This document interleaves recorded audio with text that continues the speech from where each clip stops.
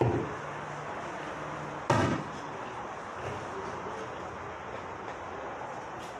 de João, hoje no capítulo número 7. Evangelho de João 7. O título da nossa mensagem de hoje é: Os ensinos de Cristo te escandalizam? Isso é uma pergunta. E muitas pessoas talvez respondam que não, os escritos de Cristo, os ensinos de Cristo não me escandalizam. Mas essas pessoas respondem dessa forma porque elas ainda não conhecem os ensinos de Cristo. Se elas o conhecessem, talvez elas teriam uma visão diferente. Aqui no capítulo 7, nós vamos ver uma narrativa de João em um momento onde Jesus está em Jerusalém, numa festa conhecida como a Festa das Cabanas, ou a Festa dos Tabernáculos. Jesus estava na região da Galileia e essa festividade estava próxima. Seus irmãos chamam Jesus para ir. Jesus não vai com eles, mas Jesus vai a essa festividade. Jesus prega nela e os líderes religiosos, eles se tornam ainda mais incrédulos. Então nós poderíamos dividir esse capítulo 7 em 3 pontos: a ida de Jesus à Festa das Cabanas, os ensinos de Jesus e finalmente, na parte conclusiva do capítulo 7, nós vamos ver a incredulidade dos líderes. E, sem mais demoras, vamos entrar no capítulo 7. Depois disso, percorreu Jesus a Galileia, mantendo-se deliberadamente longe da Judeia, porque ali os judeus procuravam tirar-lhe a vida. Perceba, irmãos, que às vezes é o momento da gente se distanciar daqueles que não querem a nossa companhia. Nós, na qualidade de cristãos, sabemos que a nossa vida deve ser vivida como um sacrifício vivo, santo e agradável a Deus. Em alguns momentos, eu e você poderemos estar em lugares onde vamos ser perseguidos e até violentados. Se essa for a vontade de Deus, como nós vamos ver em Atos, quando o apóstolo Paulo desce para Jerusalém para levar uma oferta à igreja de Jerusalém, e ele é preso no templo. Mas não devemos confundir essa atitude de perseguição ostensiva do mundo para conosco como uma indicação de que nós devemos ir em direção àqueles que absolutamente não querem a nossa companhia.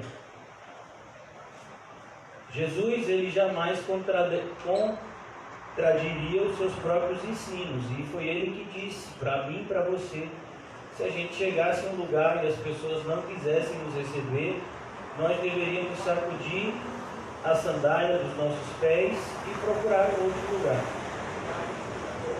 Foi mesmo Jesus que disse a mim e a você que nós não deveríamos dar as pérolas aos porcos e nem as coisas santas aos cães. E aqui, mais uma vez, Jesus mostra na prática que ele fazia aquilo que ele ensinava.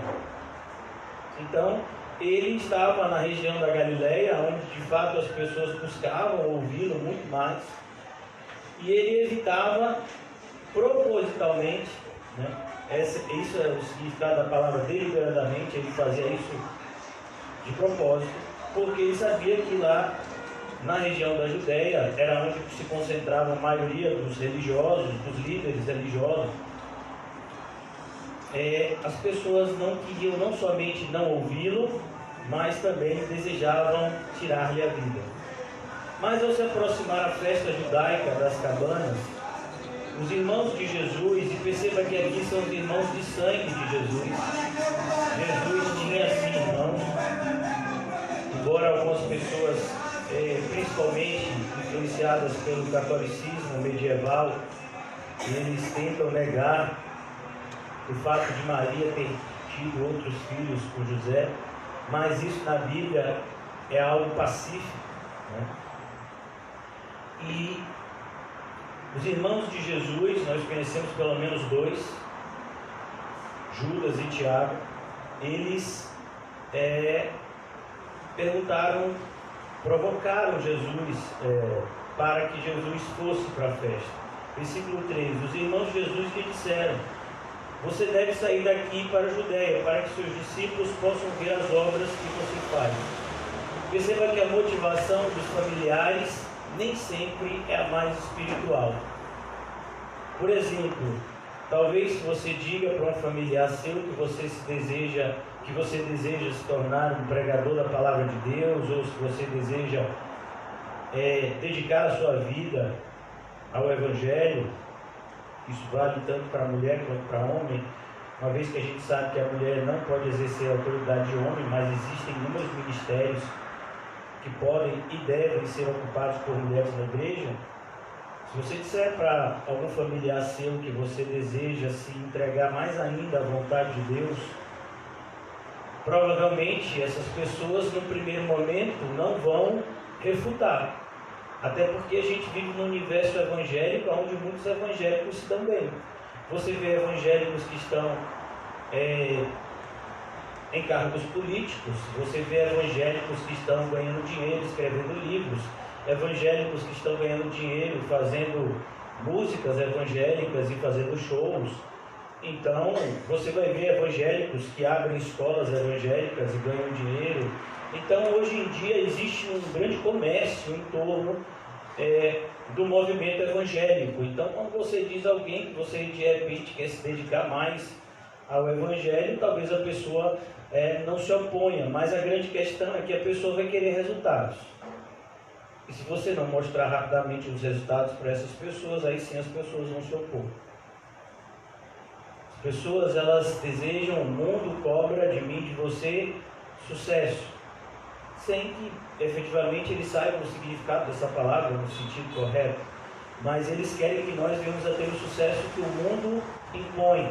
Ou seja, você tem que ter uma qualidade de vida do ponto de vista financeiro boa, você deve ser uma pessoa reconhecida socialmente, você deve ser uma pessoa que tenha amigos influentes, e tudo isso é o que o mundo vai impor para mim, para você, como meta. Essa não era a meta de Jesus.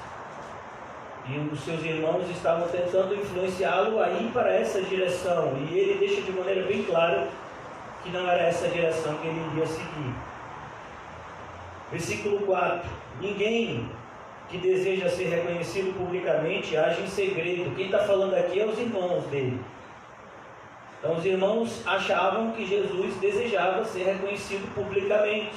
Na mente dos irmãos de Jesus, uma vez que ele havia abandonado a carpintaria do seu pai José e estava se dedicando agora mais de um ano ao ministério de ensino como um rabino judeu, pelo menos era o que as pessoas, a maioria, enxergava, ele deveria aproveitar a onda.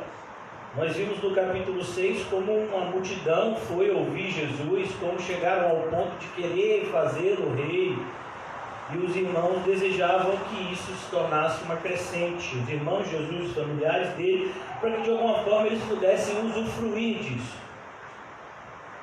Ninguém que deseja ser reconhecido publicamente age em segredo. Visto que você está fazendo essas coisas, mostre-se ao mundo. Então o desejo desses irmãos de Jesus era o mesmo desejo de João e Tiago, o mesmo desejo que a mãe de João e Tiago foi lá conversar com Jesus: mestre, quando o Senhor se tornar rei, deixa que meu filho se sente um à tua direita e outro à tua esquerda. A ideia é: Senhor, quando o Senhor crescer, quando o Senhor se tornar alguém grande aqui na terra, coloca os meus filhos em um lugar, sabe, de destaque. Isso acontece, por exemplo, na classe política. Eu não sei se você já viu, eu já participei no passado distante de campanhas políticas, e uma das características é que as pessoas que ajudam nas campanhas políticas, normalmente depois elas ganham cargos no governo. A pessoa que ela ajudou, se foi eleita, ela vai colocar essa pessoa em algum cargo, né? E por isso que a pessoa ajuda, senão não estaria ajudando. Você dificilmente vai encontrar uma pessoa apoiando alguém publicamente, porque essa pessoa tem o mesmo tipo de pensamento político, até porque a gente vive num país onde não se existe nenhuma raiz política. Ou seja, você pega um partido que se diz cristão e ele é a favor da pena de morte, e muitas vezes a favor do aborto. Políticos que são desse partido cristão. E aí você diz assim, mas se a pessoa pensa dessa forma, por que ele se filiou a esse partido? Porque foi conveniente para ele se filiar a esse partido. Então, você vai ver às vezes até pessoas que são cristãs se filiando a partidos que são a favor de coisas totalmente contrárias aos que os cristãos professam. Mas politicamente aquilo é mais vantajoso para ele. Então esse é o cenário político do nosso país, né? O mundo também não é diferente. Então aqui a gente vai perceber que o que está acontecendo no mundo, infelizmente, acontece dentro da igreja também. E se a gente não tiver vigilante, como o Senhor Jesus disse, orando e vigiando, a gente provavelmente vai cair em muitas tentações. A gente vai cair nas mesmas tentações daquilo que as pessoas fazem do lado de fora, a gente vai querer fazer aqui dentro, achando que o certo é errado e que o errado é certo. Jesus deixa de maneira bem clara aqui que ele não era dessa forma. E olha que coisa interessante, versículo 5, pois nem os seus irmãos criam nele. Perceba, os irmãos estão querendo que Jesus faça uma coisa para que Jesus se torne famoso, mas efetivamente os seus próprios irmãos não acreditavam que Jesus era de fato o Messias. Os seus irmãos não acreditavam nele. Isso é assustador, irmãos. Nós estamos falando de pessoas que conviveram com ele, que sabiam quem ele era, que ouviram a mãe deles dizer, olha, o seu irmão, ele nasceu de uma maneira sobrenatural, o seu irmão foi um anjo que veio me avisar do nascimento dele. Com certeza muitas coisas da infância de Jesus foram passadas para esses irmãos, mas eles não acreditavam. Por quê, irmãos? Porque fé não é algo que vem por conta da nossa memória e do nosso intelecto. Fé é um dom de Deus. Então, Deus pode fazer muitos milagres na vida de uma determinada pessoa e a pessoa não tem fé nenhuma. Olha o que aconteceu com duas cidades da região da Galileia, Betsaida e Cafarnaum. As duas cidades onde Jesus operara mais milagres. Todo o seu ministério terreno foi com certeza as duas cidades onde Jesus fez mais milagres, e foi por isso justamente que Jesus as repreendeu mais duramente do que todas as outras. Olha, se eu tivesse operado os milagres que eu operei no meio de vocês, há muito, cidades ímpias teriam se arrependido, mas vocês não se arrependeram, vocês querem mais milagres. E a gente vive num universo assim, onde as pessoas buscam sinais, outros buscam sabedoria. Poucos são aqueles que buscam a Cristo e este crucificado. Versículo 6, então Jesus lhe disse, para mim ainda não chegou o tempo certo, mas para vocês qualquer tempo é certo. Percebe, irmãos, que um cristão, ele tem isso como base de vida. Então, às vezes uma pessoa chega para você e diz, vamos ali, o que você vai dizer? Se você for uma pessoa maluca, igual o pastor, você vai dizer, peraí, vamos orar. Não, a gente vai ali, tomar um sorvete, tem que orar para isso. Alguém já ouviu falar em bala perdida? Alguém já ouviu falar em atropelamento? Davi, o pecado de Davi começou quando ele foi em uma janela. Como essa daí? Foi para uma varanda. Mas precisa orar para ir para a varanda? Aí foi assim que começou o pecado de Davi. Então a gente não leva em consideração um dos maiores alertas do Senhor Jesus. A gente acha que isso é um exagero, quando Ele diz, orai e vigiai sem cessar. Irmão, é sem cessar. Você tem que orar e vigiar o tempo todo. Porque senão, o que vai acontecer? Você vai cair. Isso não é uma hipótese. Isso é uma equação matemática. É como 2 e 2 são 4. Se você não ora e nem vigia, você vai cair. Acabou. Não é que você pode cair, você vai cair. Mas a gente não faz isso. E muitos estão caídos e nem perceberam. Então Jesus lhe disse, para mim não chegou o tempo certo, mas para vocês qualquer tempo é certo. Olha que coisa, para o mundo qualquer tempo é certo. Para o mundo todo tempo é tempo de fazer a vontade do mundo. A gente não, irmãos, a gente tem algo a realizar aqui. Existe um cronograma que foi estabelecido por Deus para mim e para você. Inclusive as nossas boas obras, elas foram preparadas de antemão para que andássemos nela. É o que está escrito em Efésios capítulo 2. Não sou eu que decido o que eu quero fazer, de bom ou de ruim. Mas se eu sou um cristão, eu devo andar nas boas obras que de antemão foram preparadas por mim. Para isso eu preciso estar em oração, em comunhão com o Senhor. Versículo 7. O mundo não pode odiá-los. E aqui fica muito claro. Por que o mundo não podia odiar os irmãos de Jesus a essa altura? Porque o mundo não odeia aquilo que é deles. É como, por exemplo, irmãos, se você pegar uma torcida de um determinado time de futebol, e se chegar a torcedores desse time de futebol, mas que de repente não são filiados a essa torcida, eles estão torcendo para o mesmo time. É como, por exemplo, na Copa do Mundo, se você é brasileiro, não importa se você é brasileiro do Rio Grande do Sul, se você é brasileiro do Oiapoque, se você é brasileiro do Rio Grande do Norte, da Amazônia, não importa. Você vai para um estádio de futebol e você torce para o Brasil. Assim. A mesma coisa é aqui, ele está dizendo, olha, o mundo não pode odiá-lo, mas a mim me odeia, porque eu dou testemunho de que o que ele faz é mal. Esse é o fato da igreja ser odiada. Por que a igreja não tem sido odiada hoje em dia? Porque a igreja já perdeu o sabor, já perdeu o gosto. Ela não dá mais esse testemunho. Olha, o que você está fazendo é mal. Uma das coisas, várias pessoas já chegaram para mim, não é uma nem duas, e disse, mas pastor, também o senhor não elogia em nada, o senhor só faz criticar. Me diga aí, irmão, quem é que pode ser elogiado aqui hoje? Quem é que pode? E você quer elogio por quê? Você quer que eu minta para você?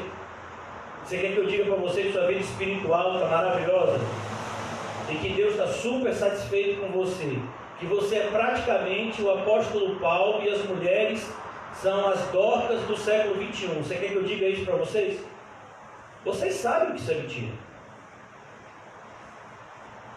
Mas é isso que o mundo quer ouvir. O mundo quer ouvir a mentira. E quando aparece alguém disposto a falar a verdade, ele também tem que estar disposto a ser odiado, inclusive pelos seus. O mundo não pode odiá-los. O mundo não vai odiar. Não vai odiar. Se você é uma pessoa carnal, se você é uma pessoa mundana, se você é um crente mundano, o mundo gosta de você. O mundo acha você gente boa. O mundo acha você gente fina.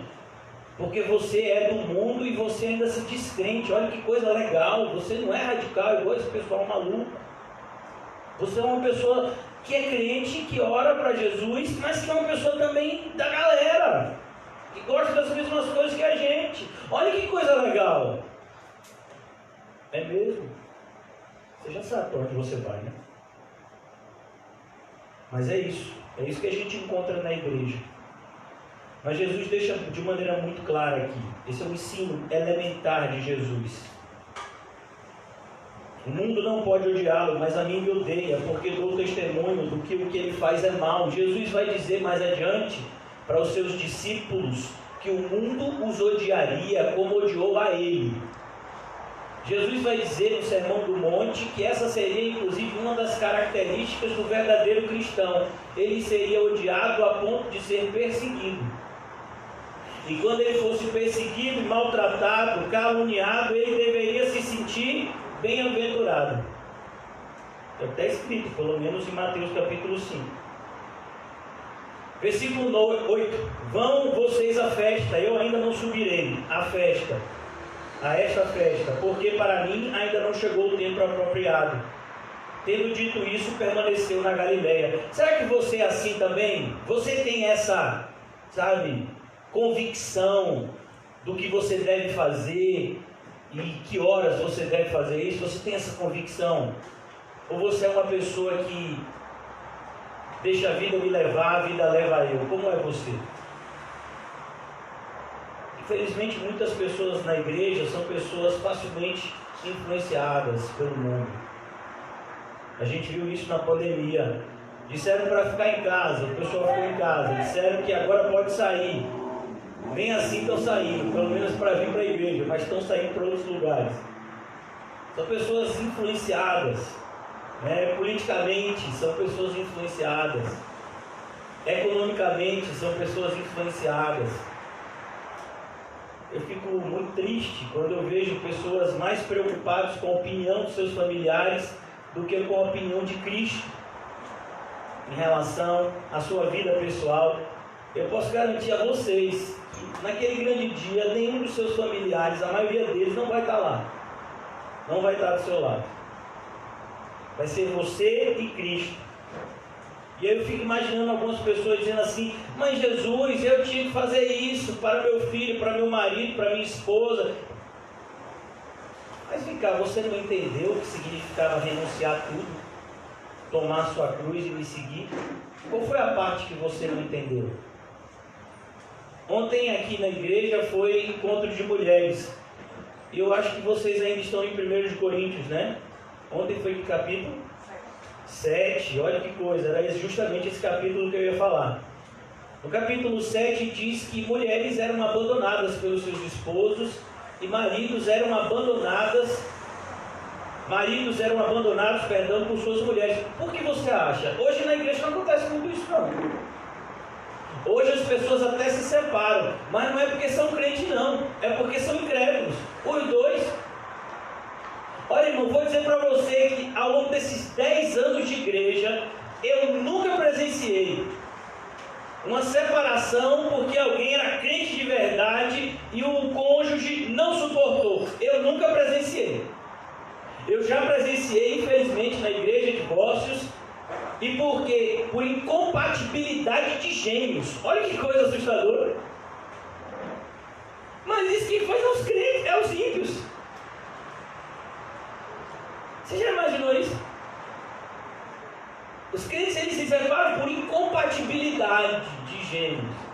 Mas não porque fulano é crente. Fulano coloca Jesus em primeiro lugar. E aí o cônjuge incrédulo não suporta isso e diz: ou Jesus ou eu. E aí a maioria das pessoas que eu conheci até hoje é o cônjuge, a família. Aquele grande dia vai provar. Aquele grande dia vai provar quem é crente e quem não é. Tendo dito essas coisas, permaneceu na Galileia. Perceba, irmãos, Jesus é o nosso referencial. Jesus amava a sua família, Jesus amava os seus irmãos. A Bíblia vai nos dizer que Jesus ele era totalmente submisso aos seus pais, como um filho deve ser. Honra o teu pai e tua mãe, esse é o primeiro mandamento com promessa. Mas desde quando honrar pai e mãe significa desonrar Deus? Se eu sou um cristão, a primeira coisa que eu tenho que fazer para honrar meu pai e minha mãe é colocar Deus acima de todas as coisas. Essa é a primeira atitude para eu honrar o meu ente querido. Filho, esposa. Jesus então aqui no capítulo 10, contudo depois que os seus irmãos subiram para a festa, ele também subiu, não abertamente, mas em segredo. Perceba, irmãos, Jesus não faz normalmente aquilo que a gente espera. Quando a gente espera que Jesus vai se mostrar, ele se oculta. Quando a gente espera que Jesus vai se ocultar, ele se mostra. Jesus sempre faz aquilo que a gente não espera, porque normalmente as nossas expectativas são carnais. E Jesus não age na carne. Jesus só age no Espírito, porque Ele é o próprio Espírito. É a Trindade, o grande mistério da Trindade, o Pai, o Filho e o Espírito Santo, como um único ser. Versículo de número 11. Na festa, os judeus estavam esperando e perguntavam: onde está aquele homem? O pessoal, todo mundo queria saber onde estava Jesus. E Jesus estava lá na dele. Percebe, irmãos, como tantas pessoas hoje têm se aproveitado da onda evangélica para se autopromover. Quantas pessoas tentam se aproveitar da igreja para se promover, para atingir algum tipo de meta, algum tipo de objetivo. Eu conheci uma pessoa que disse que evangelizava, que tinha um chamado para evangelizar na prisão. E enquanto ele supostamente evangelizava na prisão, ele distribuía o seu cartão de advogado. Poxa, não, é porque vai que o camarada desse precisa, né? Ah, você vai advogar para ele de graça? Não, vou cobrar. Então por que você está fazendo isso? Você está confundindo uma coisa com a outra. Assustador. Eu falo sobre coisas que eu presenciei, né? É assustador o que o evangélico, o falso evangélico é capaz de fazer. Coisas que nem os ímpios fazem, os falsos crentes fazem. Basta a gente olhar, por exemplo, qual é a pior campanha eleitoral daqui do nosso estado, da nossa cidade. Não vou falar do nosso estado, mas da nossa cidade, né? É de um suposto evangélico. É o pior de todos, disparado. É o mais escandaloso, é o mais, sabe, é o mais deplorável. É esse falso evangelho. Vergonha o nome evangélico, uma pessoa dessa. Para uma pessoa que bujão de gás e Bíblia é a mesma coisa. Pelo amor de Deus. Dizer que um senhor desse é evangélico, você não sabe o que é evangelho. E os outros são na mesma pegada. Só estou querendo mostrar para vocês, irmãos, que o falso crente, ele é o pior ele é o pior tipo de pessoa que existe na face da terra. Você tem dúvida disso? Basta você olhar para a vida de Judas. Então aqui ele continua: entre a multidão havia muitos boatos a respeito dele. Alguns diziam: é um bom homem. Outros respondiam: não, ele está enganando o povo. É assim, meu filho, você é crente, então vai ser assim que vão tratar você. Poucas pessoas vão dizer: fulano prega a verdade. A maioria vai dizer que nada, mas ele está enganando. Ali é capa. Ali é capa pura. Por isso que é importante, irmãos, a gente ter a nossa consciência em paz com Deus. Você tem a sua consciência em paz com Deus? Eu sempre converso com as pessoas que eu tenho a oportunidade de aconselhar e exortar. Essa é uma das perguntas mais frequentes que eu faço. Você tem sua consciência em paz com Deus? Quando determinadas pessoas vão até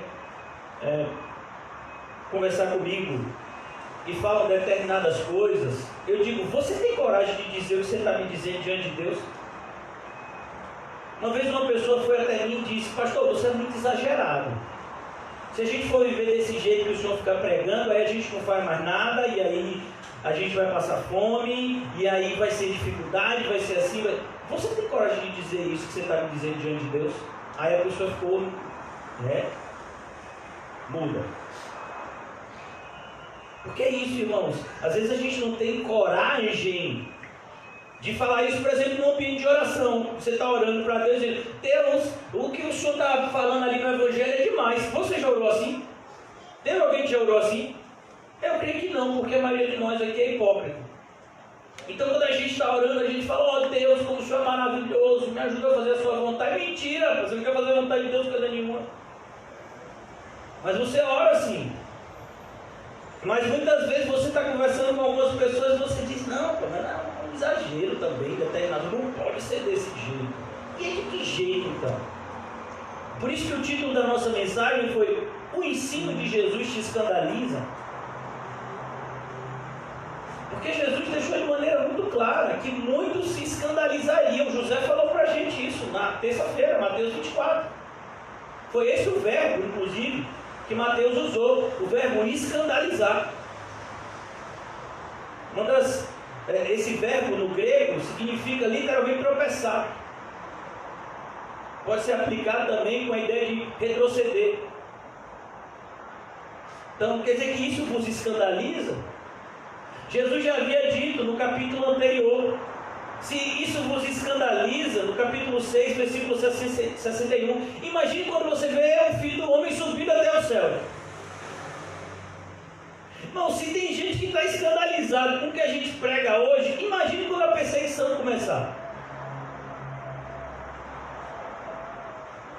Eu creio que a maioria de nós aqui, irmãos, a gente não seria crente nem um mês em determinados países como China, África, Coreia do Norte. Coreia do Norte nem se fala. Coreia do Norte, meu filho, eu acho que nunca ninguém ia fazer turismo lá. Se bem que tem gente, meu filho, que eu acho que se passasse lá na Coreia do Norte, os coreanos lá do norte iam dizer que nada, pai, você é falso crente, você é gente boa, pode passar aqui. Você acha que eles não sabem? É como teve um desses puritanos do passado que ele disse: se algum dia tivesse uma perseguição aos cristãos, o Estado teria motivo de lhe prender por ser cristão? Eu creio que a maioria aqui pode ficar tranquilo. E ninguém seria preso por ser cristão aqui. Pelo menos com a vida que vocês vivem, não seriam presos. Ninguém aqui renunciou a tudo para seguir a Jesus. Então fique tranquilo que esse tipo de cristianismo o mundo aceita. Até aplaude. Mas Jesus não tolera. Ele vomita. Esse cristianismo morno, Jesus vomita. Versículo de número 14, Jesus agora propriamente entra nos seus ensinos. Tudo aqui é a preparação até esse versículo 13 do momento em que Jesus começa a ensinar efetivamente e abertamente na festa dos tabernáculos. Quando a festa estava na metade, você sabe que as festas duravam cerca de 7 a 15 dias algumas. Essa festa do tabernáculo era uma festa bem peculiar. Muitas vezes era chamada também de festa das luzes, porque as pessoas acendiam candeias por toda a cidade. As pessoas literalmente saíam das suas casas e montavam tendas fora da cidade. Algumas pessoas montavam tendas, no que a gente conhece hoje como laje, que era algo comum nas casas de antigamente, e elas ficavam passando essa semana nas tendas, porque essa festa dos tabernáculos era uma festa que remetia o povo ao período dos 40 anos no deserto, em que eles moraram em tendas e Deus os sustentou. Então eles acendiam essas lâmpadas à noite para se lembrarem da nuvem de fogo que os seguia. Uma nuvem que os seguia de dia e que se transformava em uma coluna de fogo à noite. Simbolizava justamente a presença de Deus no meio do seu povo, conduzindo eles à terra prometida no deserto. Então essa festa era uma festa que lembrava justamente esse período em que o Senhor conduzia o povo até a terra prometida. E Jesus aparece lá como aquele que é o próprio caminho. É Ele que nos conduz à nossa terra prometida, que não é aqui na terra, mas é no céu. Que não sobe da terra para o céu, mas que desce do céu para aqui, para a terra. Um novo céu, uma nova terra. Quando a festa estava na metade, versículo 14, Jesus subiu ao templo e começou a ensinar. Jesus tinha esse hábito para algumas pessoas extremamente chato de ensinar. Os judeus ficaram admirados e perguntaram: como foi que este homem adquiriu tanta instrução sem ter estudado? Vem cá, pode ser pastor sem ter teologia? Eu não sei, meu filho, eu sou pastor, eu não tenho teologia. Se você não me considera pastor, isso é um problema seu. Pode ter certeza que isso para mim não me faz falta. Mas a gente vive num universo, né, evangélico, onde as pessoas até compram esse título. Costumam usar anéis, né, para provar que tem esse título. É uma coisa assim vergonhosa, né? Tem pastores mesmo que parecem mais bicheiro do que pastor, de tanto anel de ouro que tem no dedo. É um para cada coisa. É um para dizer que tem teologia média, um para dizer que tem teologia superior, um para dizer que tem juiz de paz. Não sei para que pastor faz esse negócio de curso de juiz de paz, curso de capelania. É tanta bobagem. Não, mas é uma exigência do mundo. Sim, mas o motivo para você não fazer. Se é uma exigência do mundo, o que você tem a ver com o mundo? O pastor com certeza é um homem que medita na palavra do Senhor de dia e de noite. Para você ser um pastor, você tem que ser um obreiro aprovado, que não tem do que se envergonhar porque manuseia bem a palavra de Deus. Mas quem te garante que a faculdade de teologia vai produzir isso em você?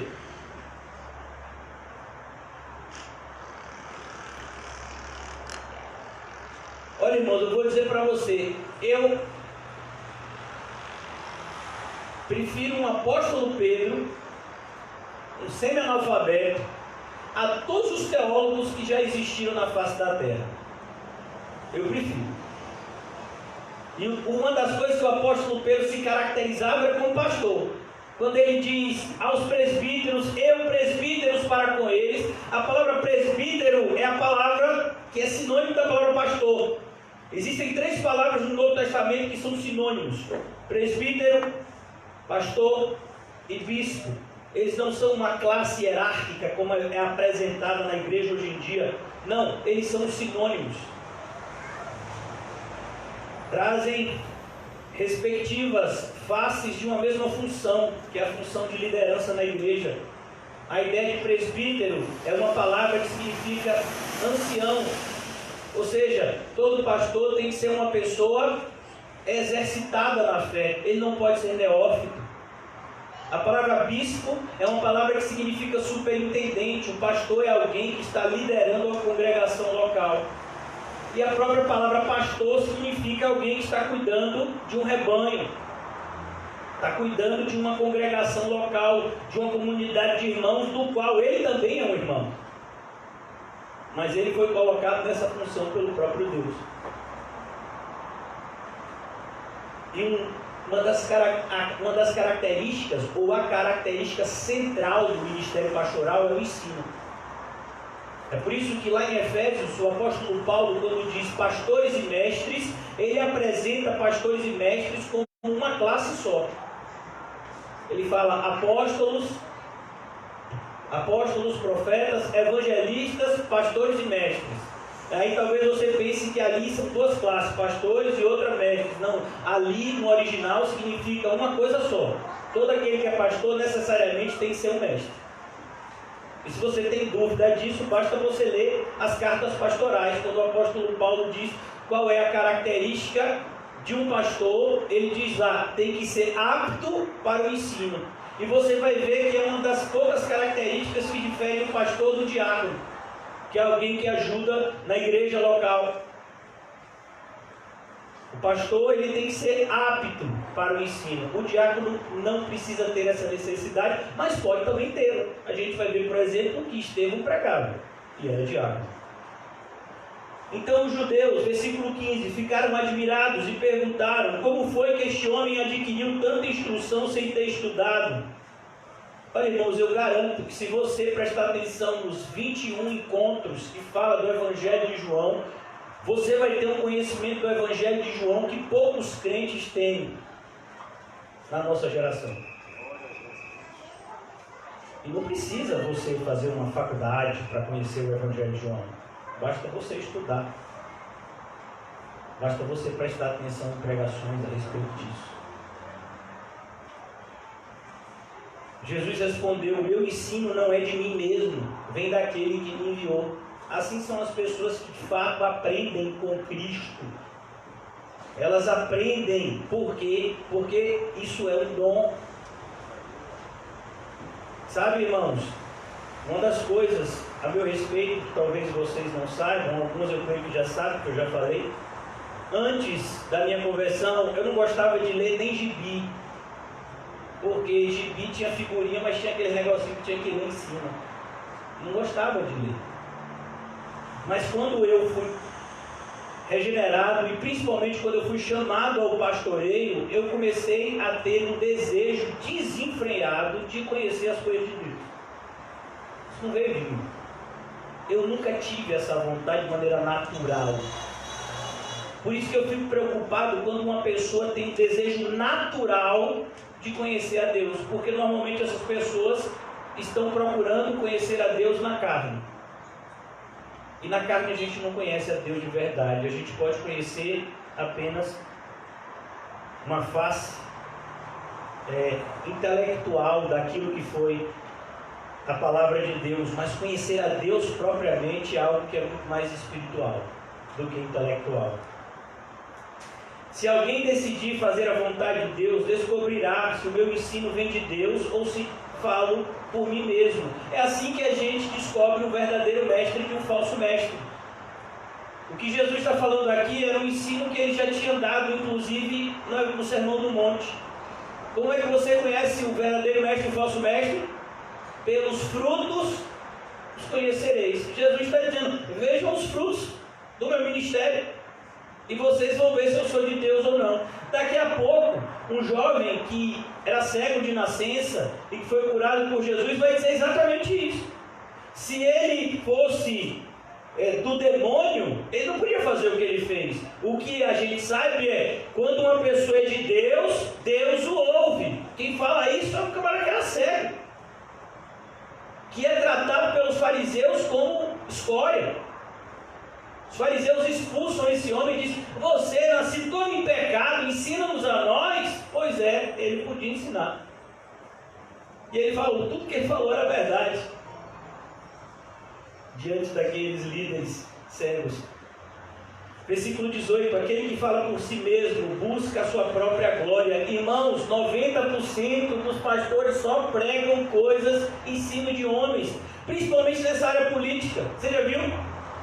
Eu tive a curiosidade, principalmente nessa área de municipal, não tem tanto debate, né?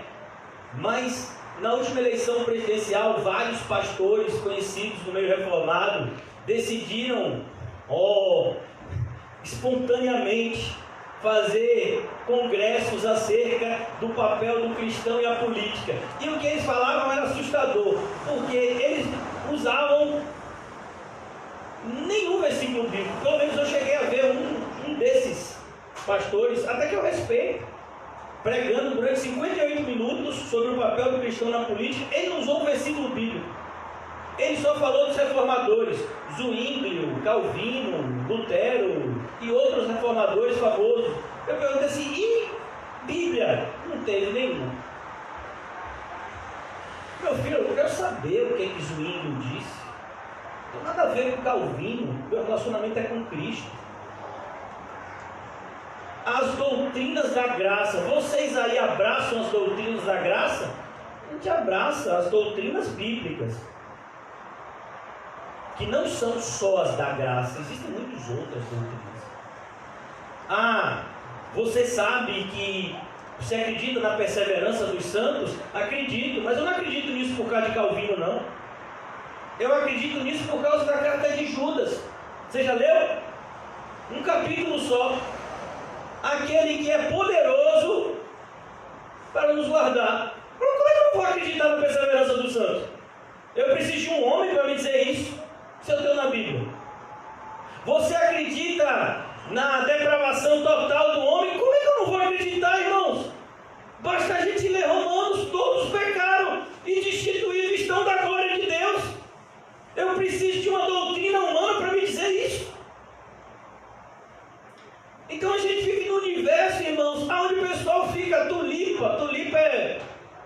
uma forma de dizer os 5 pontos do calvinismo.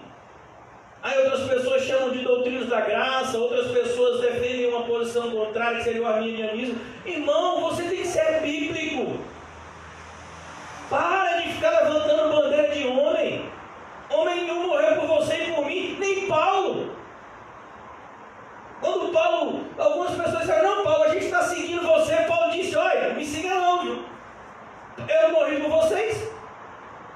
Ele vai dizer, sede meus imitadores naquilo que eu sou de Cristo. Mas não vem com esse negócio de que eu gosto de Paulo, outro gosta de Cefas, outro gosta de Apolo. Não, Paulo repreende isso veementemente na primeira carta aos Coríntios. E a gente parece que está voltando para essa realidade, como se 1 Coríntios não fosse escrito. E aqui Jesus fala claramente, versículo 18, aquele que fala por si mesmo busca a sua própria glória. É o que a gente vê hoje, homens buscando glória, escrevendo livros e livros e dizendo, esse ensino é meu. Meu filho, isso é seu, então pode ficar para você. Eu só quero aquele que vem de Deus. Aquele que fala por si mesmo, busca a sua própria glória, mas aquele que busca a glória de quem o enviou, este é verdadeiro. Não há nada de falso a respeito dele.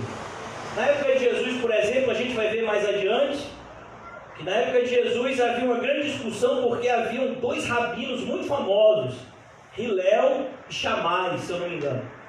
Na Bíblia não vai aparecer o nome deles, mas vai aparecer a doutrina deles.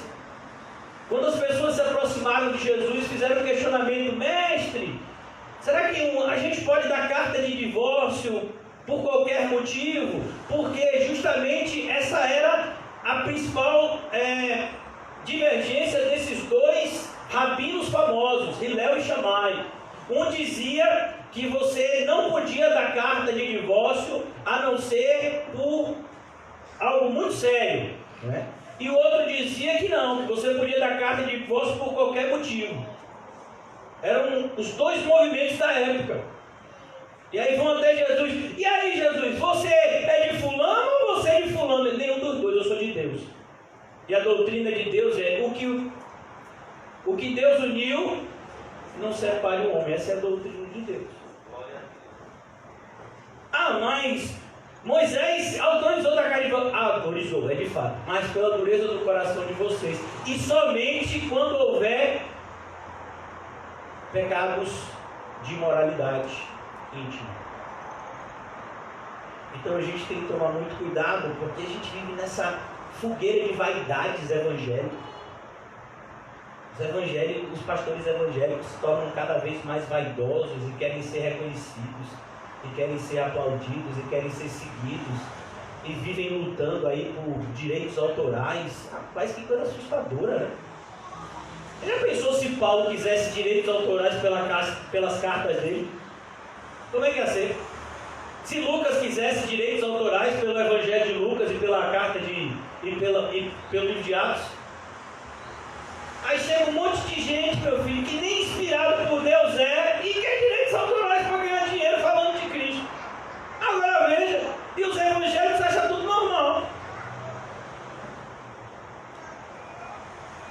Eu olho para a Bíblia e não consigo achar isso normal. Talvez eu seja um ET. Versículo 19. Moisés não lhes deu a lei, no entanto nenhum de vocês lhe obedece. Por que vocês procuram matar-me? E Jesus vai, olha para eles, olho no olho e diz, Moisés não deu a lei? Vocês estão dizendo que obedece a lei, né? Mas vocês sabem que ninguém consegue obedecer a lei na sua totalidade. É por isso que Paulo vai escrever a carta aos Gálatas para mostrar isso, que a lei nunca salvou. A lei mostra a real situação de desespero do homem diante de Deus. Nós precisamos desesperadamente de um Salvador. É isso que a lei revela. Ela revela a vontade de Deus para nós, e nós então percebemos que nós mesmos não temos a capacidade de obedecer plenamente à vontade de Deus. Então clamamos, salva-nos, Senhor. E aí o Senhor Jesus salva, porque Ele mesmo disse nenhum daqueles que viesse a ele rejeitaria. A Bíblia vai dizer que Deus ama as pessoas que têm um coração quebrantado.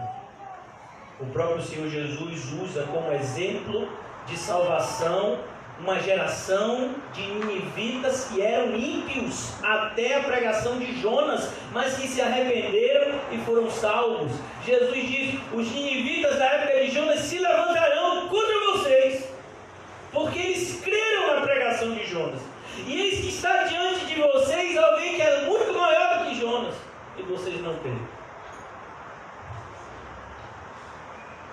Moisés lhe deu a lei, no entanto nenhum de vocês lhe obedece.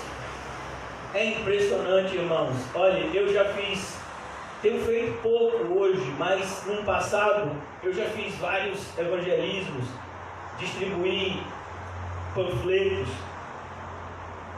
E eu já fiz isso uma vez na Praça da Piedade, antes até do irmão José chegar aqui na igreja, um pouco antes dele chegar aqui na igreja.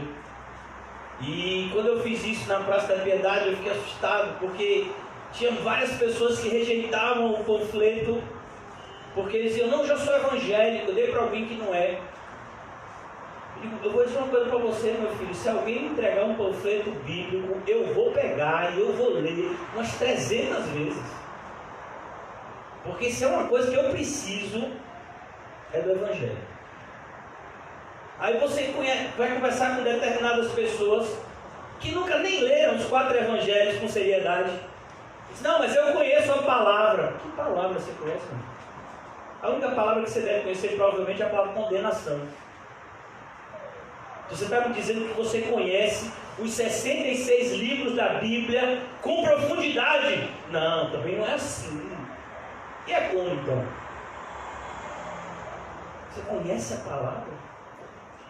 A gente vai chegar num nível que a gente não precisa mais de pregação, que a gente não precisa mais de devocional, de estudo da Bíblia. Quando é que a gente vai chegar nesse nível? Aqui na Terra, nunca. Mas se a gente chega numa geração de evangelho: não, eu já conheço esse evangelho de João, já estudei ele. Conhece mesmo? Então pregue para mim. Não, pastor, aí não. Aí... Pô, mas você não está dizendo que conhece? Jesus então ele mostra porque aquelas pessoas, na verdade, eles falavam que não conheciam. Você está endemoniado, respondeu a multidão. É normal, irmãos, os falsos crentes olharem para os verdadeiros crentes e dizer: você está endemoniado. Imagine, você está falando a verdade, a pessoa está acreditando na mentira, e ele olha para você que está falando a verdade e diz que você que está falando a verdade está endemoniado. Já me disseram isso algumas vezes, principalmente quando eu estava exortando. Você está endemoniado, viu, pastor? Digo: rapaz, tem que ser crente. Você está endemoniado, respondeu a multidão. Quem está procurando matá-lo? Eles estavam procurando matar.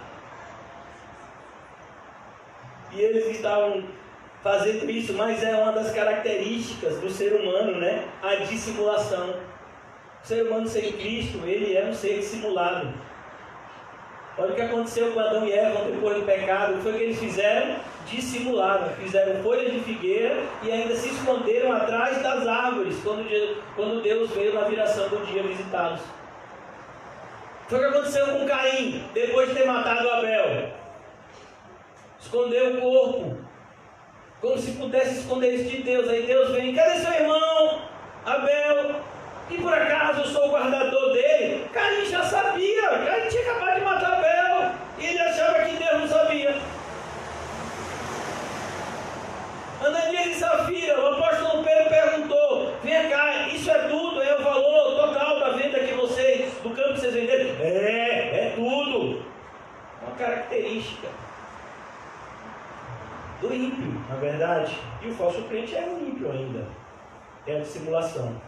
Jesus, versículo 21, diz assim: fiz um milagre e vocês todos estão admirados. No entanto, porque Moisés lhes deu a circuncisão, embora na verdade ela não tenha vindo de Moisés, mas dos patriarcas, vocês circundam o homem no sábado. Ora, se um menino pode ser circundado no sábado para que a lei de Moisés não seja quebrada, por que vocês ficam cheios de ira contra mim por ter curado completamente um homem no sábado? Ainda está falando da cura que Jesus havia feito na festividade passada. Se lembra? Nós vimos isso no capítulo 5. Aquele homem que era paralítico há 38 anos, e Jesus o curou. E o escândalo foi justamente que Jesus havia curado ele no sábado. Versículo 24. Não julguem apenas pela aparência, mas façam julgamentos justos. Para aquelas pessoas que dizem não julgueis, Jesus nunca disse não julgueis. Jesus diz, façam julgamentos justos. Porque se Jesus dissesse em absoluto não julgueis, como é que ele poderia dizer logo depois não dê pérolas aos porcos e nem as coisas santas aos cães? Porque para saber que uma pessoa é porco ou cão, você vai ter que julgar. Então você precisa tomar cuidado. Quando você estiver lendo a Bíblia, você precisa contextualizar aquilo que você está lendo, porque você pode de repente começar a acreditar numa coisa que é exatamente o oposto do que ele está ensinando. O que Jesus está ensinando em Mateus 7 é exatamente aqui. Nós, como homens, julgamos apenas a aparência. Mas o que de fato deve ser julgado é o quê? O julgamento justo. E o que é que traz esse julgamento justo? Qual é a régua que traz um julgamento justo? A palavra. Então é a palavra que serve para você e serve para mim. Eu não posso dizer que a palavra vai cobrar de vocês e não vai cobrar de mim. Nem posso dizer que a palavra vai cobrar de mim e não vai cobrar de vocês. Não. Todos seremos cobrados pela mesma palavra. Jesus, inclusive, já tinha falado isso anteriormente. Quem vos acusará é Moisés. Que vocês dizem que são discípulos dele, pois é ele que vai acusar vocês. Ele não está falando de Moisés propriamente, mas dos ensinos de Moisés. Versículo 25. Então alguns habitantes de Jerusalém começaram a perguntar: não é este homem que estão procurando matar? O pessoal já sabia. Aqui está ele falando publicamente e não lhe dizem uma palavra. Será que as autoridades chegaram à conclusão de que ele é realmente o Cristo? Então os judeus, irmãos, eles sempre esperaram o Messias. Eles sempre criaram uma expectativa acerca do Messias. Muitos inclusive pensaram que o João Batista seria o Messias e enviaram pessoas até João para perguntar isso. É você é o Cristo? Ele disse, não sou. Mas ele está vindo aí, viu? E quando ele chegar, eu quero só dizer, eu não sou digno de desatar as sandálias dele. Mas nós sabemos de onde é este homem. Quando Cristo vier, ninguém saberá de onde ele é. Olhe, irmãos, uma das piores coisas que pode acontecer com o ser humano é ele usar a Bíblia por conveniência. Essa é uma das atitudes mais diabólicas que uma pessoa pode ter aqui na Terra. Olha, uma pessoa pode dizer que não acredita na Bíblia. Uma pessoa pode dizer que a Bíblia não é a palavra de Deus. Isso tudo é diabólico. Mas o que é mais diabólico aqui na terra é o que esses fariseus faziam: usar a palavra de Deus por conveniência. Por exemplo, aqui eles estão dizendo: olhe, quando Cristo vier, ninguém saberá de onde ele veio. Como assim ninguém saberá de onde ele veio, se todo mundo sabe que o Cristo virá de Belém? Era só pesquisar a linhagem de Jesus e eles iam saber rapidamente que ele nasceu em Belém. Mas na verdade tudo que eles queriam era o quê? Se levantar contra o ministério de Cristo. Muitas pessoas fazem isso. Elas usam versículos bíblicos para justificar pecado. E isso é algo diabólico. Quem fez isso foi o diabo diante de Jesus. Ele olhou para Jesus e disse: ô Jesus, por que você não se joga aqui de cima do templo? Pois o seu pai dará ordem aos anjos para que nenhum dos seus ossos sejam quebrados. Ele vai enviar anjos para te segurar, Jesus. Jesus olha para o diabo e diz: você quer me tentar com a Bíblia? Não tentarás o Senhor teu Deus. Você acha que o diabo vai usar o que para enganar você? O Alcorão? Não, meu filho, vai usar a Bíblia. É o elemento dos falsos mestres. O elemento de trabalho, né? O material de trabalho dos falsos mestres é a Bíblia. Só que eles adulteram a Bíblia. Por isso que o apóstolo Paulo vai dizer: e nós não adulteramos a palavra de Deus, como se tornou o costume de muitos aí. É o que os falsos mestres mais fazem, eles adulteram. Eles tiram do contexto e apresentam os seus próprios pretextos. Aqui a gente está vendo como o falso mestre trabalha. Versículo 27, mas nós sabemos de onde este homem é. Ou seja, Jesus era conhecido abertamente como Jesus de Nazaré. Quando o Cristo vier, ninguém saberá de onde ele é. Claro que vai saber.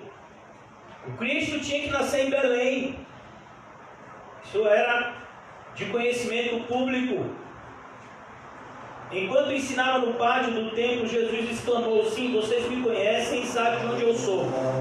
Eu não estou aqui por mim mesmo, mas aquele que me enviou é verdadeiro. Vocês não conhecem. Olha que coisa. Tá bom, vocês estão dizendo que me conhecem, né? Mas eu não estou aqui por uma vontade minha. Eu estou aqui porque aquele que me enviou mandou eu estar aqui. E vocês, eu garanto, não conhecem a ele. Quem é? Deus. Que eles diziam que era o Deus deles. A gente está num país, o Brasil, que é um país essencialmente cristão. Pelo menos assim do ponto de vista nominal. As maiores religiões aqui do nosso país, pelo menos assim do ponto de vista numérico, é o catolicismo romano e o movimento evangélico moderno. Eles abarcam quase 90%, talvez até mais de 90% dos habitantes do nosso país. E você acha que efetivamente essas pessoas acreditam em Deus? Você acha que alguém que clama para Maria acredita em Deus? Você acha que alguém que usa Jesus como trampolim acredita em Deus? Claro que não, irmãos. Então tentaram prendê-lo. Perdão, versículo 29.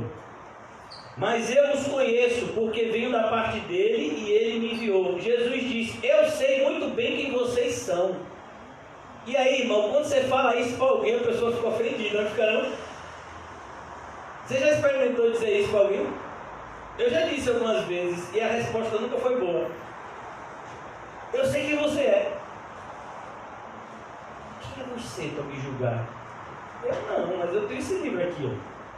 E esse livro aqui, como eu já disse, um falso pastor uma vez, não falou da Bíblia não, falou dele mesmo, que na igreja dele tinha um culto lá de poder que revelava o oculto e o profundo. Eu ia lá assistir.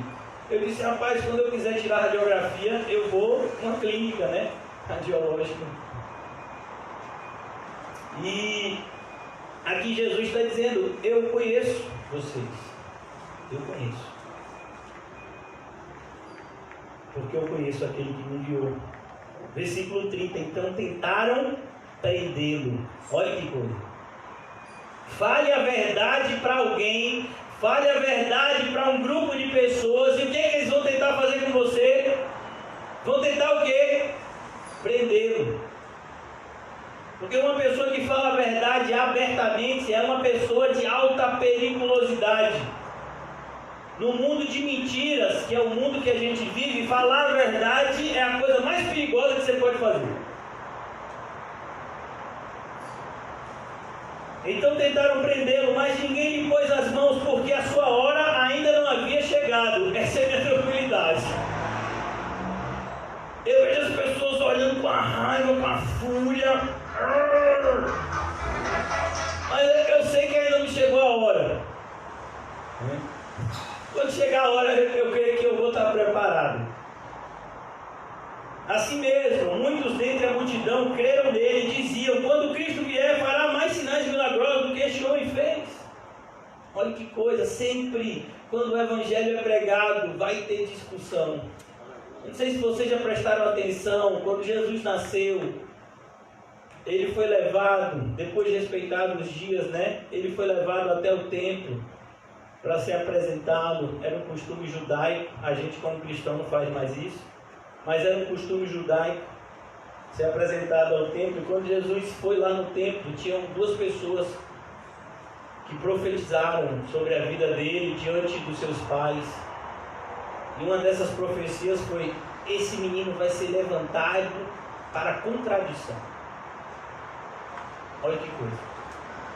Porque, irmãos, inevitavelmente ninguém ficará neutro em relação ao verdadeiro evangelho. Ou ele vai amar ou ele vai odiar. Talvez ele até não externalize isso no primeiro momento, mas internamente é o que acontece. Quando você ouve alguém pregando o verdadeiro evangelho pelo Espírito, ou você ama ou você odeia.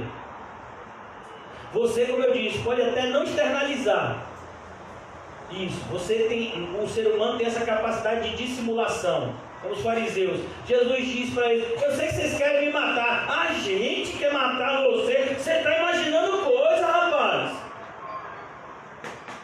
Então assim, mas ninguém fica neutro em relação à pregação do verdadeiro evangelho. Versículo 30, tentaram prendê-lo, mas ninguém lhe pôs as mãos, porque a sua hora ainda não havia chegado. Existe um tempo pré-determinado para a sua existência e para a minha existência aqui na terra, de maneira que eu e você não podemos alongar nem um segundo, e a gente também não pode abreviar nem um segundo. Nós, como cristãos, temos uma carreira para percorrer e devemos fazer isso fielmente. Assim mesmo, muitos dentre a multidão creram nele e diziam: quando Cristo vier, fará mais sinais milagrosos que este homem fez. Os fariseus ouviram a multidão falando essas coisas a respeito dele. Então os chefes dos sacerdotes e os fariseus enviaram guardas do templo para prender. Quando o pessoal começou a ouvir que algumas pessoas estavam crendo em Jesus, aí eles ficaram receosos. O próprio Pilatos, quando for condenar Jesus, ele vai dizer: eu sei que vocês estão apresentando ele por inveja, porque ele faz e fala coisas que vocês não conseguem nem fazer nem falar. Vocês são maus, ele é bom, o único que é bom. A luz veio ao mundo, mas os homens amaram mais as trevas do que a luz, porque as suas obras eram más. Os fariseus ouviram a multidão falando essas coisas a respeito dele. Imagine alguém dizendo: rapaz, eu fui numa igreja, o pastor pregou a Bíblia, rapaz, foi muito legal. O fariseu vai dizer: não vou nunca mais naquela igreja, perigosa. E ele cobrou quanto? Não, ele pregou de graça, não vou não. Se o ensino valesse alguma coisa, ele cobrava.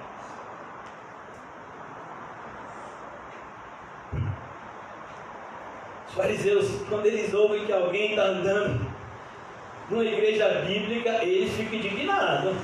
Eles não vão deixar isso acontecer facilmente não, viu, irmão? Por isso que é normal a dificuldade de muitos se deslocarem aos nossos encontros. Essa dificuldade devia ser vista com bons olhos e devia ser abraçada e não evitada. Os fariseus ouviram a multidão falando essas coisas a respeito dele. Então os chefes dos sacerdotes e dos fariseus enviaram guardas do templo para o prendê-lo. E disse-lhe Jesus: estou com vocês apenas por pouco tempo, e logo irei para aquele que me enviou. Vocês procurarão por mim, mas não me encontrarão. Vocês não podem ir para o lugar onde eu estarei. Irmãos, isso é assustador, viu? Porque se você não pode ir para o lugar onde Jesus vai, onde Jesus, no caso aqui, já foi, então significa que você vai para o inferno. Jesus estava dizendo isso para esses homens, mas eles não entenderam. Quem foi aqui, irmãos, prender Jesus foi o chefe da guarda lá do Sinédrio. E Jesus não tinha uma arma. É isso que eu não entendo. Às vezes o cristão quer andar armado. Para quê? Você vai para a selva e aí vai precisar se defender de algum bicho, sei lá, uma cobra, um tigre, uma onça. Sei lá. Não, é porque aqui a cidade é muito perigosa, aí se alguém tentar me assaltar, sabe como é? Não sei como é. Você vai matar um ser humano? Não, eu vou matar um ser humano para tentar defender minha família ou salvar minha própria vida. E desde quando isso é permitido pela Bíblia? Aonde é que está escrito na Bíblia que legítima defesa exclui você de obedecer o mandamento de Deus, não matarás? Onde é que está escrito isso? Se Jesus diz que se bater na face direita, oferece a esquerda. Aí você vê pastores evangélicos, que doutores, teologia, doutores em teologia, justificando, influenciando o porte de arma. Aí você diz assim, esse camarada não entende nada do evangelho. Não é possível. Nunca ouviu Jesus, não ouviu, por exemplo, tem doutorado em teologia, famoso. Mas falou isso? Não pode. O Jesus que eu conheço, ele não conhece. Ele deve conhecer outro. Porque o que eu conheço nunca autorizaria um pastor, nem um cristão, que dirá um pastor, andar armado e dizer que vai atirar na cara dos outros. É isso. Para uma pessoa se sentir livre para falar isso no meio de uma multidão de evangélicos e as pessoas aplaudirem, você já viu onde é que a gente chegou.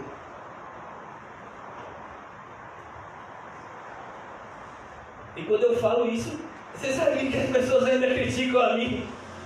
Você sabia disso? O criticado ainda sou eu. Falou, rapaz, o camarada disse que vai andar armado e que vai dar tiro na cara dos outros, e o criticado sou eu. Sou eu que não conheço nada de Bíblia. Eu digo, é isso aí.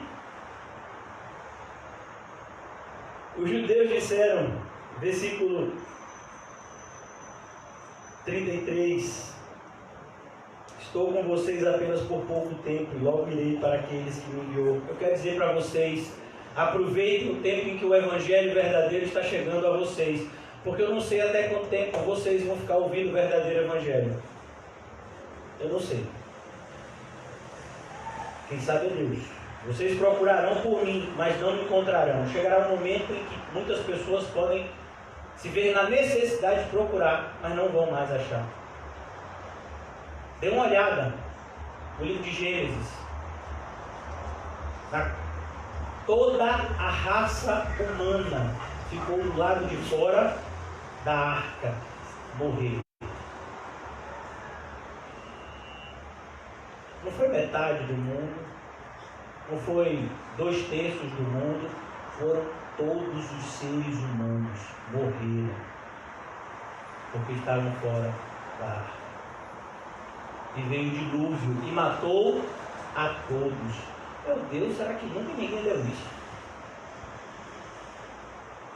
Mas enquanto o dilúvio não veio, Noé ficou pregando durante 100 anos, mas Noé era motivo de quê? De deboche, de piada, de escárnio. Então, quando a gente olha para a Bíblia, irmãos, a gente entende o que a gente está fazendo aqui. Versículo 35, eu já estou concluindo. Os judeus disseram uns aos outros, aonde pretende ir este homem que não possamos encontrá-lo? Para onde vive o nosso povo espalhado entre os gregos a fim de ensiná-lo? Será que ele está indo,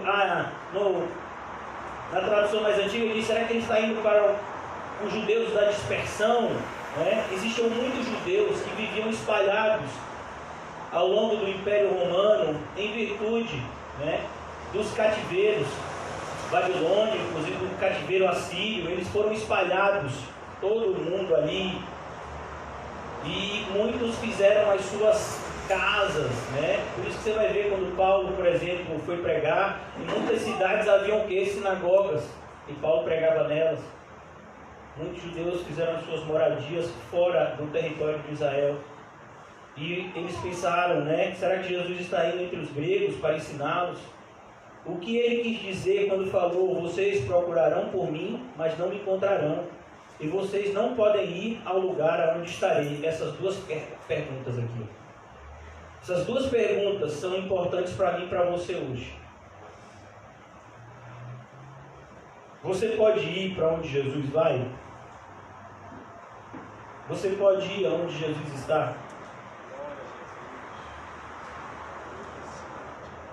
Você de fato está procurando Jesus? Porque o momento de procurar Jesus é agora. Tem gente que vai procurar Ele. Sabe, eu fico assustado. Todos vocês sabem que eu tive a forma mais violenta do Covid. Eu fiquei internado no hospital alguns dias e tive a oportunidade de ver pessoas que, assim como eu, estavam em estado grave. E o que eu pude perceber nessas pessoas era uma total incredulidade. Muitas pessoas até clamavam pelo nome de Jesus, mas sem nenhum tipo de fé. Muito mais como um mantra. Como algo que você repete, acreditando que vai produzir algum tipo de benefício. Isso é um mantra, né? Que as pessoas fazem nas religiões orientais, principalmente no budismo. Então você repete uma determinada frase, né, acreditando que o fato de você repetir aquilo vai te levar a um estado de espiritualidade. Tem pessoas que acreditam que o relacionamento com Jesus é nesses moldes. Eu posso te garantir, irmãos, que para a maioria dos evangélicos, Jesus virá como um ladrão, quando eles menos esperam.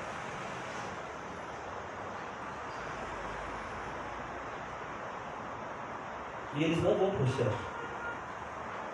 Eles dirão: Senhor, Senhor, mas Ele vai dizer: eu não te conheço.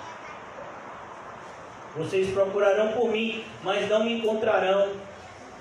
Você já imaginou? Você está lá na porta do céu e diz: ó, diga a Jesus que eu estou aqui, eu sou do povo dele.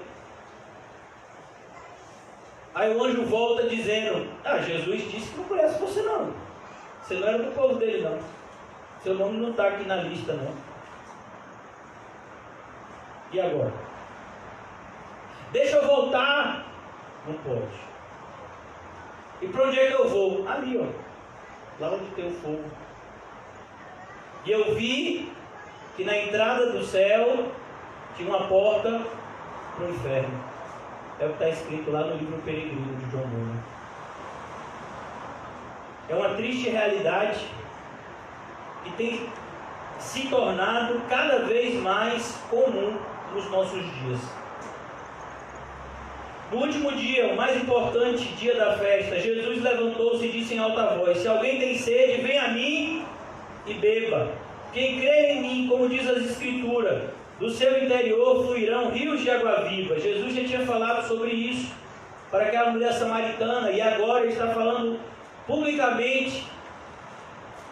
Agora olha que coisa assustadora. Quando Jesus disse isso para aquela mulher samaritana, o que foi que aconteceu? Ela creu. Ela vai e conta para a aldeia lá, a aldeia de Sicar, em Samaria, e eles creem e pedem para Jesus ficar ainda mais tempo lá com eles, e Jesus fica 2 dias. Por eles Jesus ficava mais tempo. Agora Jesus está aqui no meio dos seus, os judeus, e aí ele fala a mesma coisa, mas o que acontece? Eles não creem. Você já imaginou isso, irmão?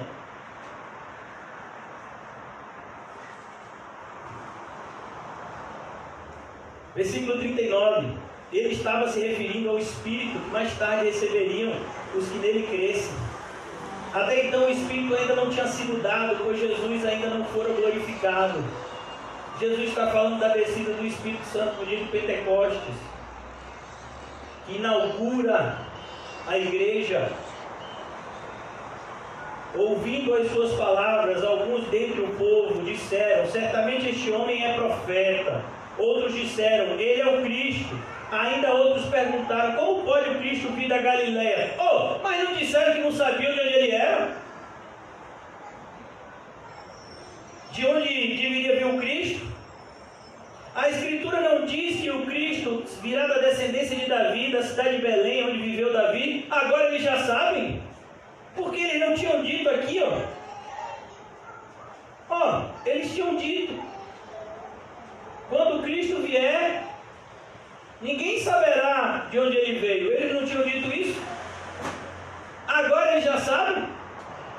Você já viu como é? Tem gente que fala, não é assim. Aí depois ele diz, é assim. Oh, mas você não disse que não era? É ou não é? É como esses pastores que eu disse para vocês, né? Eles são capazes de fazer uma exposição, irmãos, irretocável acerca do Sermão do Monte. E aí eles chegam naquela parte do Sermão do Monte, se bater na sua face esquerda, direita, oferecer esquerda. Eles falam, eles pregam. Mas aí, depois eles chegam em outro momento para justificar, né, o que eles querem justificar, a violência. Eles, não, mas lá no Antigo Testamento, Davi matou 200, Davi não sei o quê. E aí, Jesus mandou matar todos os amalequitas. Deus mandou matar todos os amalequitas. Sim, e aí, o que eu tenho a ver com isso? Você aceitou de Moisés ou de Jesus? Quem é o seu referencial? Eles mesmos falam a respeito da revelação progressiva, que eles negam. É assustador.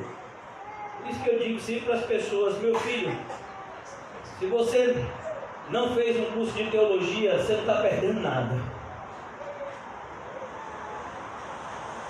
Olha, eu nunca vi um curso de teologia bíblica.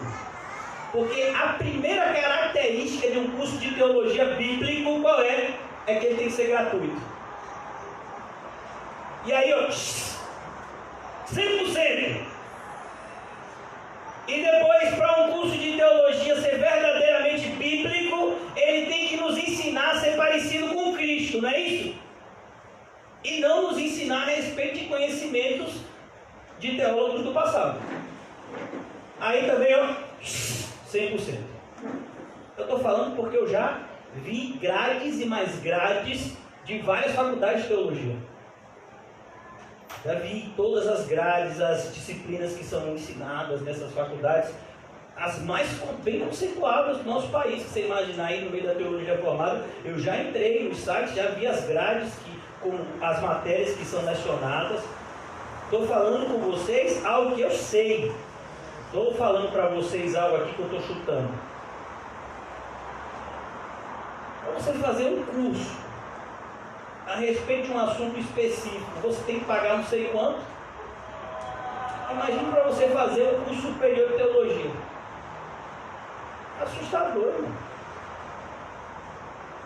E eles ainda incentivam você nesse curso a ser literalmente um profissional da fé, que é o que Deus rejeita.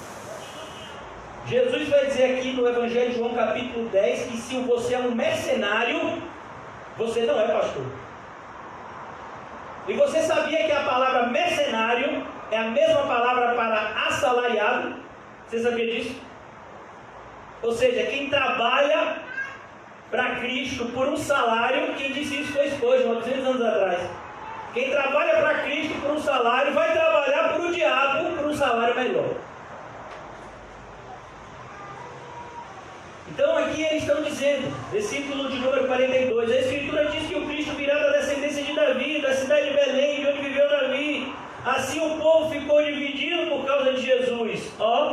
Já tinha sido dito isso quando Jesus era apenas um bebezinho.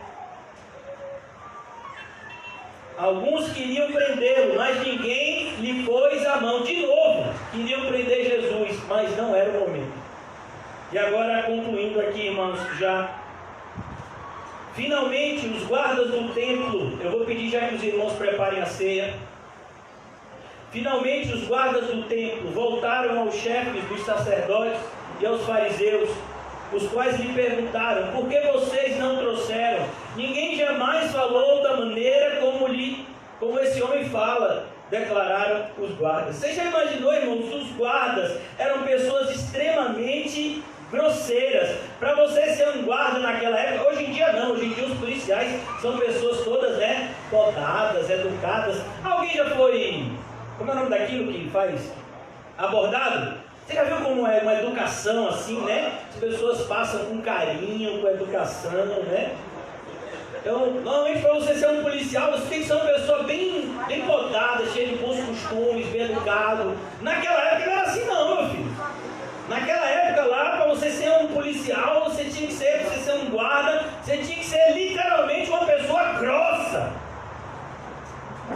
uma pessoa que botasse medo.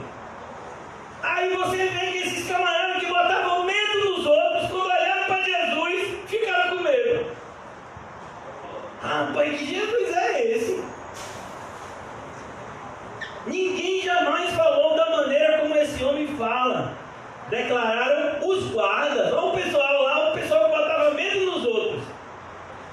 Disse, ó, será que vocês também foram enganados? Perguntaram os fariseus. Por acaso alguém das autoridades ou dos fariseus creu nele? Não, mas é essa ralé que nada entende da lei, que é maldita. Olha, graças a Deus a gente é uma ralé. Porque Jesus veio para a ralé. Jesus veio para os desprezados. Jesus veio para aqueles que não são. Jesus veio para aqueles que nem valorizam a sua vida, que estão dispostos a entregá-la por amor a Ele. Ele veio para esses. Pai, eu te rendo graças porque ocultastes dos sábios e instruídos e revelastes aos pequeninos, ó Pai, porque isso foi do teu agrado fazê-lo. Aqui os fariseus, os líderes religiosos, chamam aqueles que creem em Jesus de ralé maldita. Bem-vinda ao clube. É por isso que muitas pessoas não querem ser identificados como cristãos que congregam aqui na nossa congregação, porque a gente é uma ralé. Alguém pergunta, você congrega em que lugar? Ah, na comunidade cristã. Que é isso, rapaz? Isso é uma igreja? Vocês são de que denominação? Ah, não tem denominação não. Não tem nem denominação. Vem cá, rapaz, vocês são filiados aqui em convenção? Não, não é filiado da convenção. Não é filiado da convenção? E o pastor de vocês fez teologia aonde? Eita, aí pegou. Ele não fez. Não, aí não. Aí não. Aí é ralé.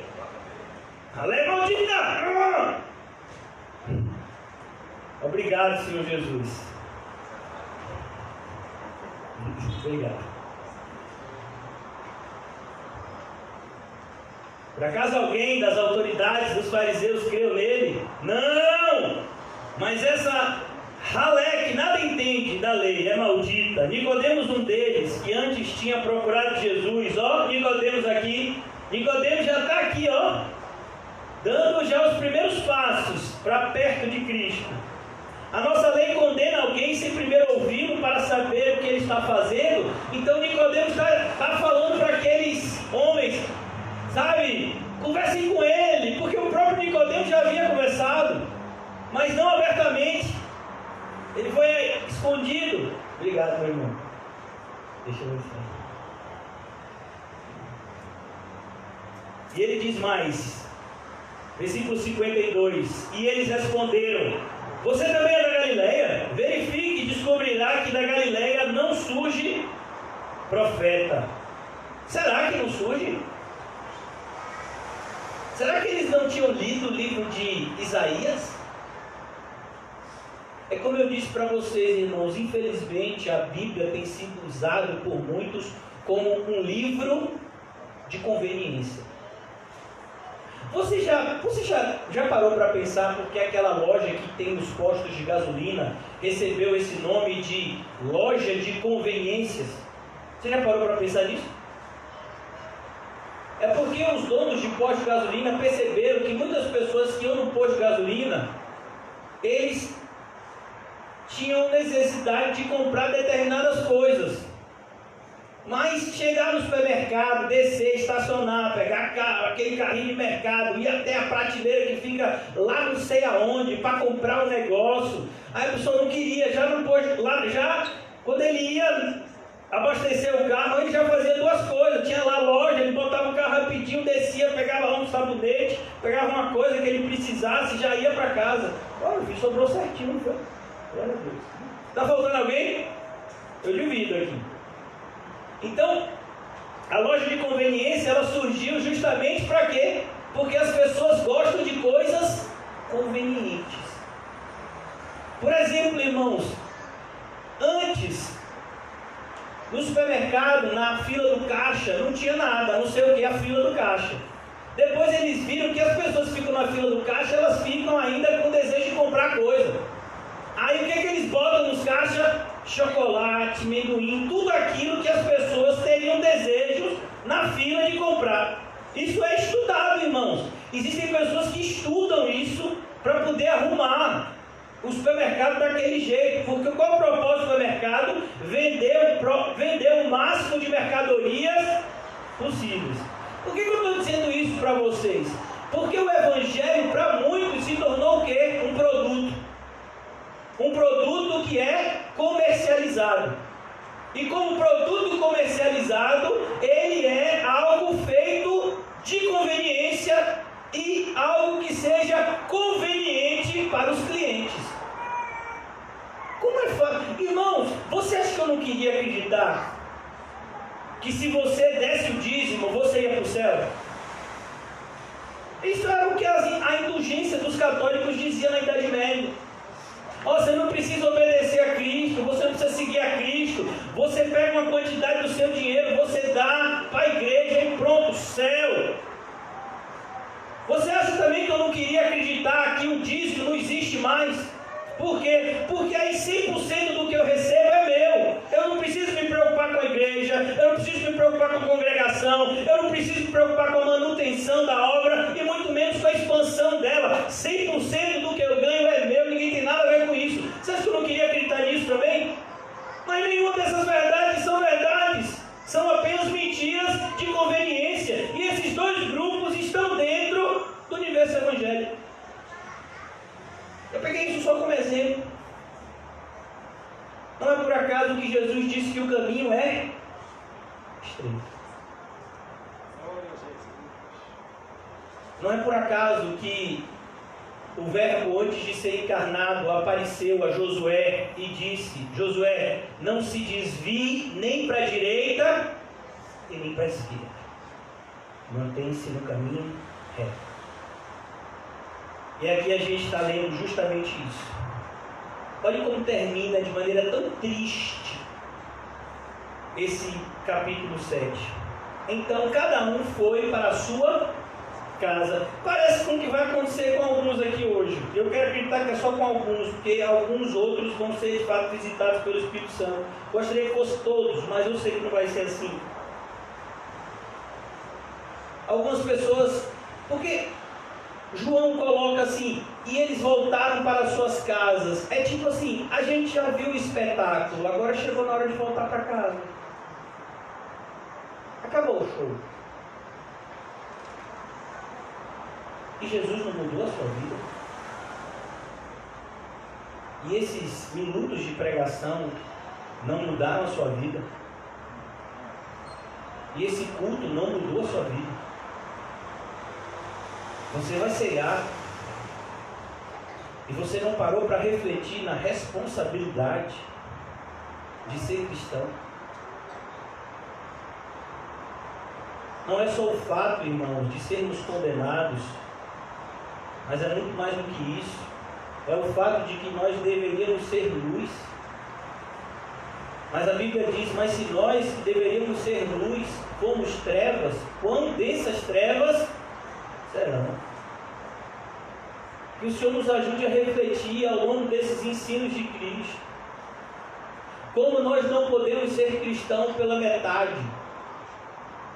Como Jesus abomina esse evangelicalismo morno, onde as pessoas não medem as suas palavras, não medem as suas ações e não reconhecem que tudo aquilo que elas estão fazendo hoje, inevitavelmente elas colherão amanhã. Que isso sirva para nós como um grande alerta, a pregação de Jesus. Nós estamos diante de dois elementos aqui que nos levam ao Calvário. Esses elementos aqui, eles não nos levam à última ceia, onde Jesus estava sentado com os seus discípulos, comeu e bebeu e cantou hinos. Mas esses elementos aqui nos levam ao Calvário. Esse copo de suco aqui mostra para você o sangue derramado de Cristo. Esse pedaço de pão mostra o quanto Cristo sofreu para que eu e você não sofrêssemos a condenação eterna. Não é para que a gente não sofra os sofrimentos necessários da vida, mas é para que a gente não sofra a condenação eterna, para que a gente não morra a morte eterna. Então Cristo nos oferece a vida e Cristo nos oferece a sua própria carne como alimento. E a gente está diante desse momento áureo da coletividade evangélica, e muitas vezes a gente nem valoriza aquilo que Cristo fez por nós.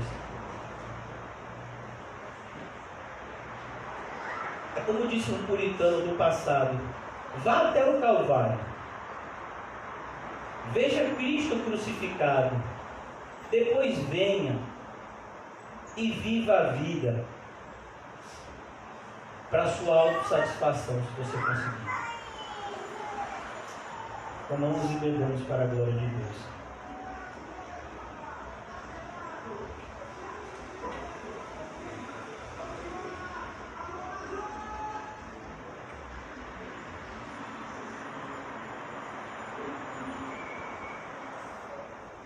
Nosso Senhor, nós ficamos constrangidos.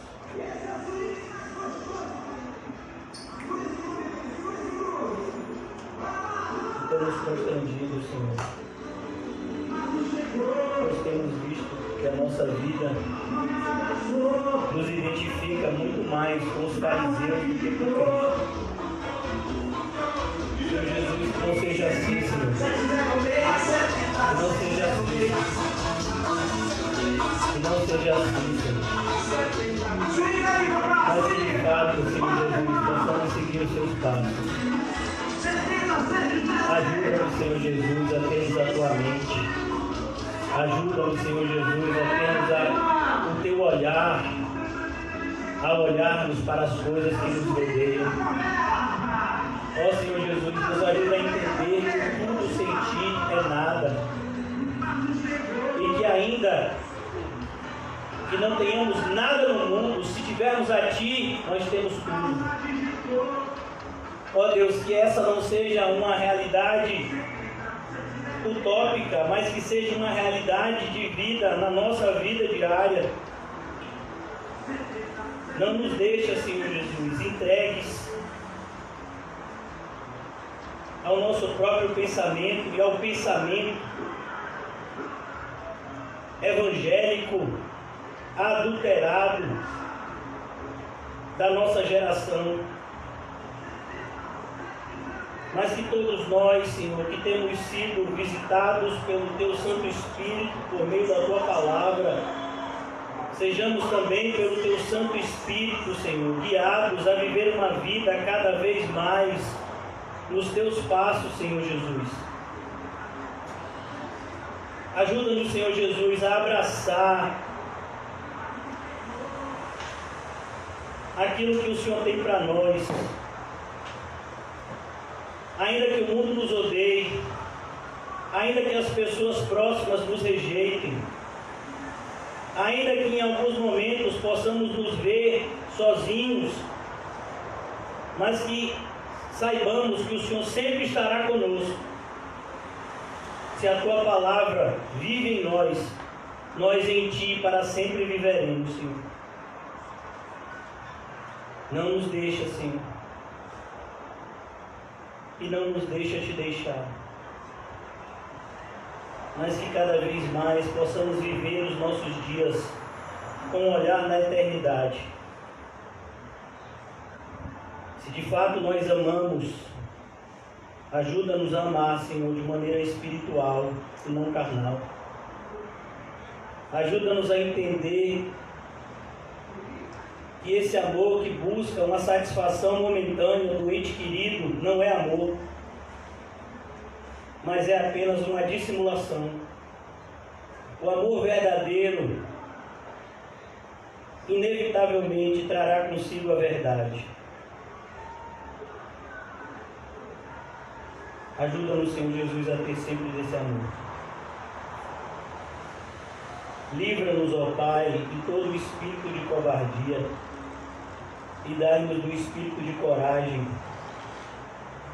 para que possamos não somente pregar o genuíno Evangelho, mas viver, custe o que custar.